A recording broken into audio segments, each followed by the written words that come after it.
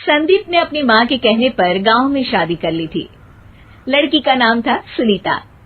माँ का कहना था एकदम मॉडर्न बहू नहीं होनी चाहिए, लेकिन उन्हें नहीं पता था कि गांव से आने वाली बहू सुंदर सुशील तो होगी और उसको गांव से बाहर भी निकाल लाएंगे, लेकिन उसके अंदर का गांव कैसे बाहर निकलेगा।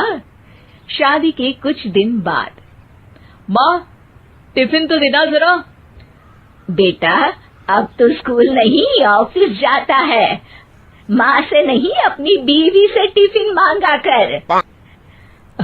ओके माँ। सुनीता टिफिन ले आओ।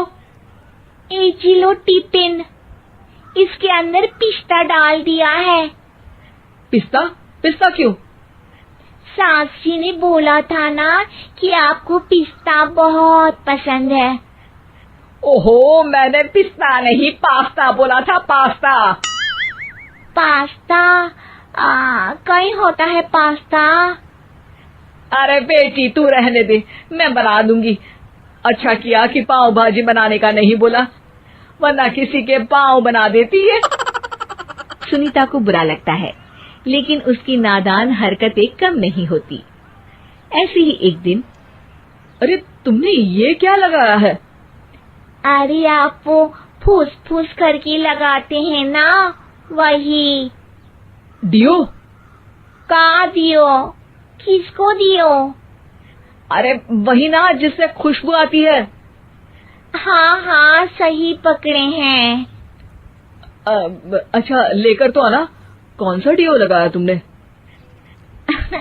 अभी लेकर आते हैं जी। संदीप की बात मानकर सुनीता अंदर से खुशबू वाला फुसफुस लेकर आती है। ओएमजी!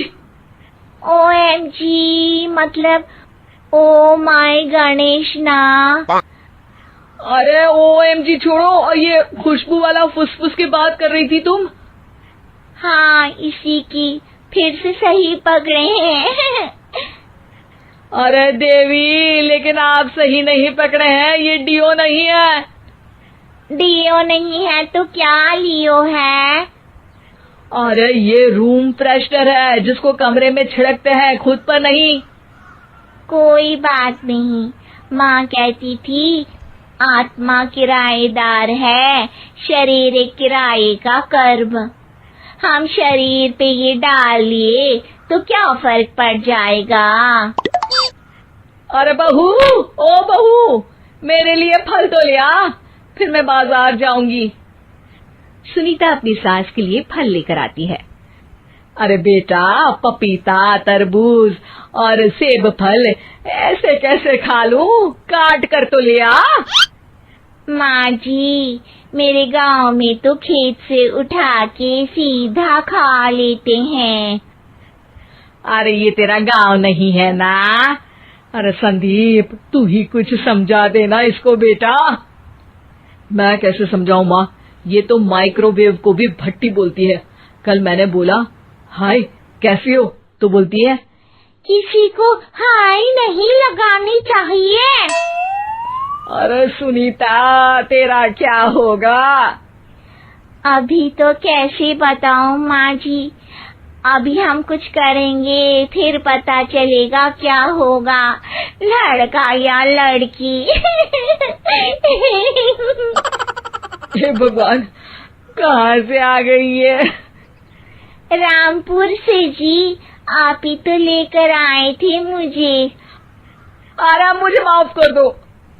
पहले कोई गलती तो करिए जी, आपकी तो सारी गलती माफ कर देंगे हम। हाँ अरे बहू, मेरी बात सुन। फल यानी कि फ्रूट जब भी लाए ना तो काट कर लाना, ठीक है? जी ठीक है माँ जी, फल यानी फ्रूट यानी काट के लाऊंगी। सुनीता रोज ही कोई ऐसी हरकत कर देती जिसकी वजह से उसे घर में दो बातें सुननी पड़ती। एक दिन, माँ मेरे बॉस घर पर आने वाले हैं शाम को, उनका बर्थडे है, फैमिली साथ नहीं रहती उनके, तो यही पार्टी कर लेंगे। उनको अच्छा लगा तो शायद मेरा प्रमोशन भी हो जाएगा। मैं ना फ्रूट केक लाकर फ्रिज में रख दूंगी और तेरे साथ आज खाना मैं बनाऊंगी, ताकि जब साहब आए तो खाने में कोई गड़बड़ ना हो। शाम को जब सारी तैयारियां हो जाती है, संदीप के साथ बड़े साहब भी घर आते हैं। फ्रूट केक तो ले आना बहू, फिर खाना खाएंगे। अरे इस सब की क्या जरूरत थी, आपने बुलाया वही काफी है। सर, आपका परिवार शहर में नहीं है तो हम ही आपके परिवार जैसे हैं सर। इतने में ही सुनीता फ्रूट केक लेकर आती है और बड़े साहब की टेबल पर रख देती है, और जैसे ही केक के ऊपर का बॉक्स हटाती है, ओह, ये क्या है? केक तो कटा हुआ है। मैं तो ऐसा नहीं लाई थी। आप मुझे शाबाशी दे सकती है माँ जी, मैंने ही केक काट दिया। आपने कहा था ना, फल यानी फ्रूट यानी हमेशा काट के लाना, तो फ्रूट केक भी तो फ्रूट ही है ना, तो मैंने पहले ही काट लिया। हूँ ना मैं समझदार। अरे बहू, ये क्या किया?